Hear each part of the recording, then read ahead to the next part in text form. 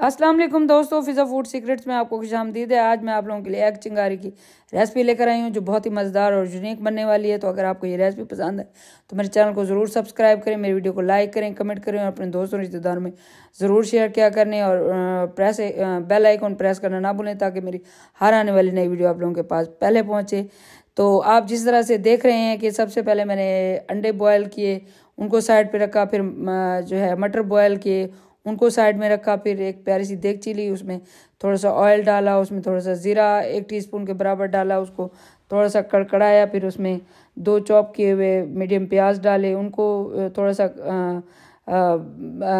Saute किया। फिर उसके बाद जो है मैंने 3-4 ग्रीन चिली लिए हैं, वो उसमें डाली, उसको थोड़ा सा हल्का सा उनको सौते किया। फिर मैंने उसमें लहसुन का पेस्ट डाला, लहसुन कूटा हुआ डाला था, 1 टीस्पून के बराबर मैंने लहसुन डाला है।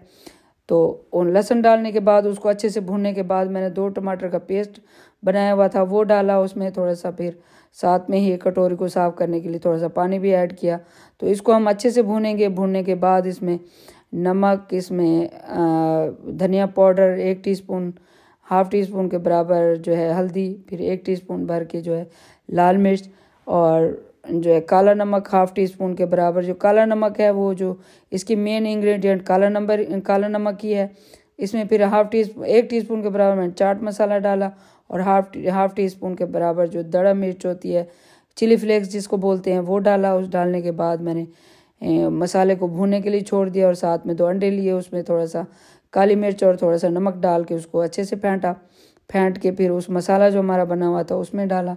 उसमें डालने के बाद जो है इसको ज़्यादा हिलाना नहीं है क्योंकि इसको हमने भुजिया नहीं बनानी, इसके थोड़े बड़े बड़े जो होते हैं उस तरह से लम्स वो बनाने हैं ताकि वो जो है जो हम रेसिपी बना रहे हैं वो वैसी बने और भुजिया ना बने।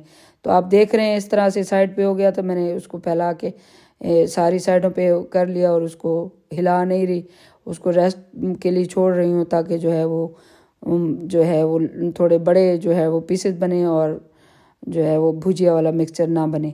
तो जब वो अंडा थोड़ा देखा मैंने कि थोड़ा वो हो गया, पक गया, तो फिर मैंने उसको मिक्स किया और मिक्स करने के बाद जो है उसको 1-2 मिनट चलाया, उसको चलाने ताकि हमारा अंडा जो है वो फुल पक जाए। चलाने के बाद मैंने जो मटर हमारे बॉयल किए हुए थे वो मैंने उसमें डाले।